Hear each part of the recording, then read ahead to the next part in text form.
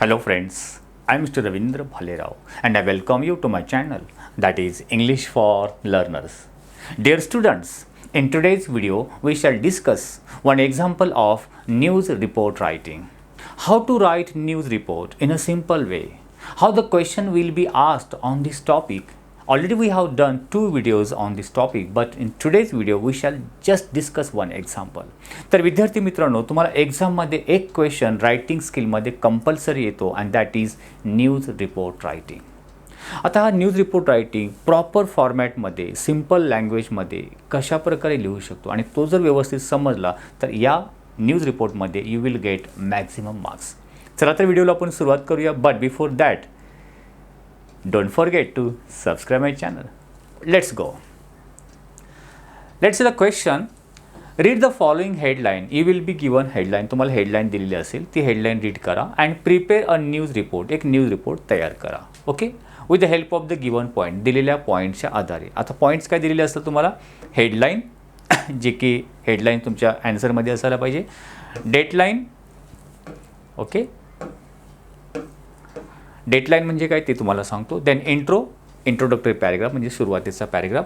Short continue paragraph म्हणजे त्या न्यूजच्या रिलेटेड एक डिस्क्रिप्शन करणारा पॅरेग्राफ इथे लिहायचा असतो, वर्णनात्मक पॅरेग्राफ.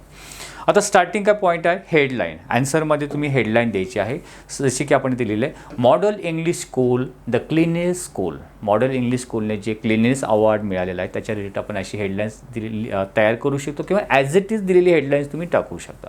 याला तुम्ही बॉक्समध्ये ठेवू शकता किंवा बोर्ड लेटरमध्ये लिहू शकता. The model English school the cleanliness school. आणि नेक्स्ट पॉईंट जो आहे, आता इथे तुम्ही हे हेडलाईन लिहिण्याचं का अवघड नाही, ऑलरेडी तुम्हाला हेडलाईन दिलेली असते. तर डेटलाईन काय? डेटलाईनमध्ये यू हॅव टू मेन्शन ती न्यूज कोणी दिलेलं आहे त्याचं नाव लिहायचं. मग 2-3 नावं तुम्ही त्यापैकी, for example bye staff reporter किंवा बाय स्टुडंट्स रिप्रेझेंटेटिव्ह किंवा बाय PTI, त्यापैकी कुठलाही शब्द लिहू शकतो तुम्ही. आपण एक बाय हेड करून ठेवा, बाय स्टाफ रिपोर्टर. ठीक आहे, दिस इज कॉल्ड डेटलाईन. डेटलाईनमध्ये आणखीन काय येईल? कोणी दिलेले आणि ती घटना, that incident, where it is happen, तो कुठे घडलेली आहे आणि केव्हा घडली. कुठे घडली त्याचं name of the place and केव्हा घडली name of the date. Date तिथे मेन्शन करायचे. जसं आपण बोलतो मुंबई फेब्रुवारी 2027, फेब्रुवारी 27 फेब्रुवारी 2022-21 असं लिहू शकतो किंवा इथे आपण फक्त फेब्रुवारी 27 केलेलं आहे. सो हे पॉईंट कशामध्ये येतात? डेटलाईनमध्ये. नेक्स्ट पॉईंट काय? आपलं इंट्रो पॅरेग्राफ. एक स्टार्टिंग पॅरेग्राफमध्ये थोडं डिस्क्रिप्शन द्यायचं आहे की how that incident happen, Wien it was happen, sir detail त्याचं एक्सप्लेनेशन द्यायचं असतं. आपण बघूया. 25th February was a great day for the students of our model English school. आमच्या मॉडेल इंग्लिश स्कूलसाठी हा 25 फेब्रुवारीचा दिवस खूपच ग्रेट, खूपच चांगला होता. On that day we were given the cleanliness school award by the mayor. जे सिटी मेयर आहे त्यांच्यातर्फे आम्हाला क्लीननेस अवॉर्ड्स मिळालेला आहे, श्री गजानन मोरे यांच्यातर्फे. Every month from June onwards, there have been spot check by the members of municipality. June school चालू झाल्यानंतर प्रत्येक महिन्यामध्ये जूनच्या सुरुवातीला एक स्पॉट म्हणजे डायरेक्टली येऊन तिथे चेकअप केलं जातं शाळेमध्ये येऊन की तुमची शाळा स्कूल कशी आहे, म्युन्सिपाल्टीचे मेंबर्स येऊन. And we have always emerge shining. आणि आम्ही नेहमीच त्याच्यामध्ये शायनिंग म्हणजे पुढे आलेलो आहोत. The concept of cleanliness has now become a part of us. म्हणजे क्लिनिनेस ही कन्सेप्ट आहे स्वच्छतेच्या संदर्भामध्ये. हे आमचा एक अविभाज्य घटक झालेला आमच्या दैनंदिन डे टू डे लाईफमधला. It has sunk into our blood, असे एक म्हटलेलं आहे, जणू का आमच्या रक्तामध्येच ते आहे. म्हणजेच it is a part of our life, daily life.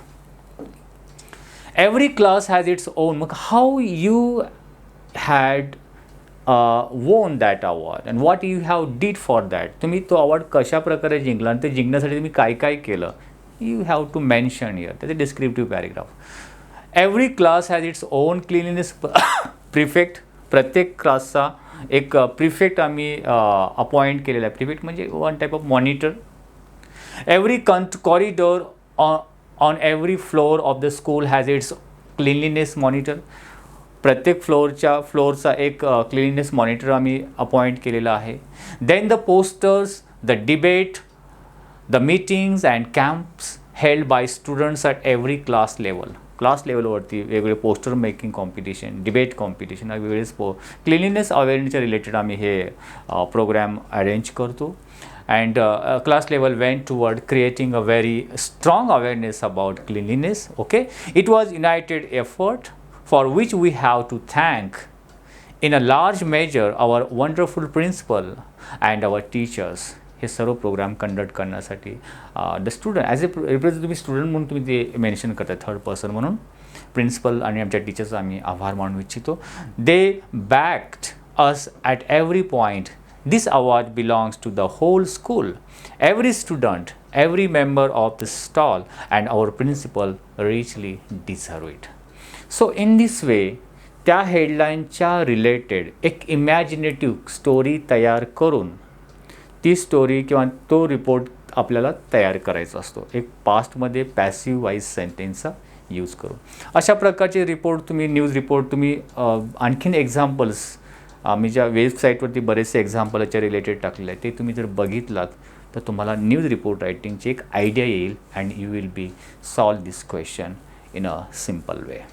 So I hope you might have liked this video. If you liked it, please share it. If you have any suggestions for me, write in comment box. Wish you a good day. Take care. Thank you very much.